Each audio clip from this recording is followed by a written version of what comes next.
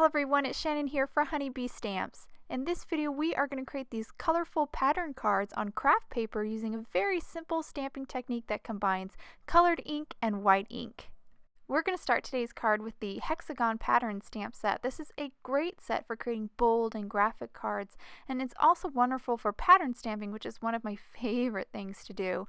I went ahead and mounted 4 of the hexagons onto 4 separate acrylic blocks, and the white ink I'm using today is a Pigment ink by StazOn. This is Snowflake. I'm going to start with the solid hexagon here, just ink it up with the ink, and then I'll stamp it onto an A2 panel of Kraft paper. After I stamp this solid, I'm going to grab the striped hexagon and I'm going to angle it here so that the stripes go diagonally. I just like that look a little bit better.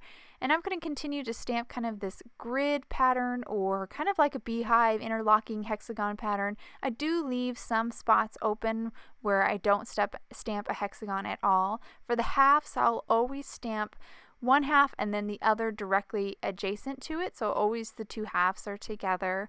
I am using this StazOn Pigment ink and it does dry really quickly. Whatever white ink you're using, you'll probably have to make sure you dry it before you move on to the colored ink, which is after this.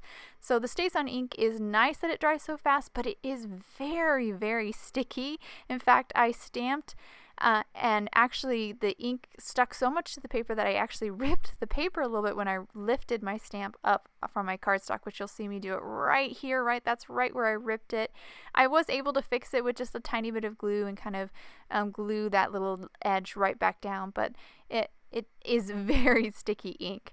And because it is sticky, it stays on the stamps really well. So to clean them, I just used a stamp cleaner here and just went over them and then just cleaned them with the baby white. So it came off really well with some with a stamp cleaner, but it didn't come off with just plain water. So you definitely need a stamp cleaner to remove it. And then I just put a little bit of the cleaner on my work surface so I was able to clean that as well. I'm now going to move on to the colored ink. I have a rainbow of distress inks picked out here, and I actually have all 4 stamps on screen, but I only use the solid hexagon for this colored ink part. I've just inked it up with picked raspberry and then stamped it on top of one of the hexagons.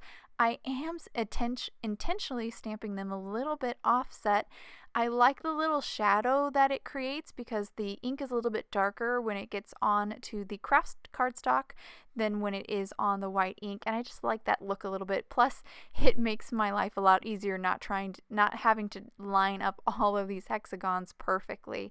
So I'm just working my way through the rainbow here. I first was picked raspberry, then spiced marmalade, then mustard seed, mowed lawn, now I'm on mermaid lagoon, and then I'll finish up with blueprint sketch. So just a nice little rainbow of color. I like to kind of do, even though it's more work because I have to clean in between, I do like to kind of do one color at a time because that way I can just make sure these colors are kind of evenly dispersed. Sometimes if I stick with just like picked raspberry and stamp, I don't know, like 3 hexagons and picked raspberry, all of a sudden I end up kind of not, I have too much of one color, like too much of picked raspberry, and I don't have enough like hexagons left to stamp in the other 5 colors. So I do kind of do it one by one, each color one by one till I fill it all out. So there's my completed rainbow. So it's a really kind of a fun look. You still get a lot of color thanks to the white ink, and you get that neat kind of depth thanks to the offset stamping. I just think it's a really fun look. So I now have a die here. This die is from the A2 double stitched frame die set. I just die cut my panel just to have a nice little stitched border,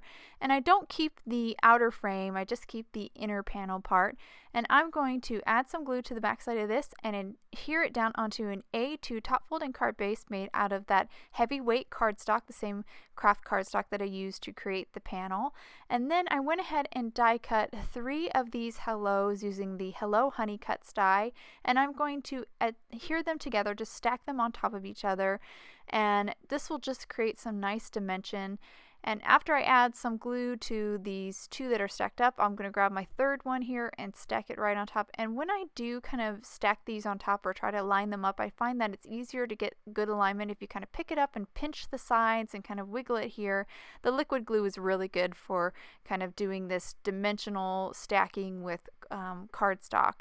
So now I've got my 3 layers together. I'm just going to add some glue to the back side of my hello and then just stick it right down onto my card, and that'll actually complete this card. And I'll hold the card up to the camera so you can get a good look at all the details in this card, including our beautiful little stitched border, our dimensional hello, and of course our rainbow hexagons.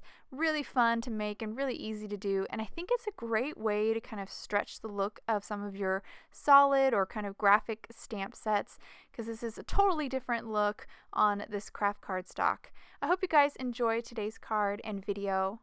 If you'd like any more information on the products I use, please head over to Honeybee. Thank you so much for watching, and I hope you guys have a wonderful day.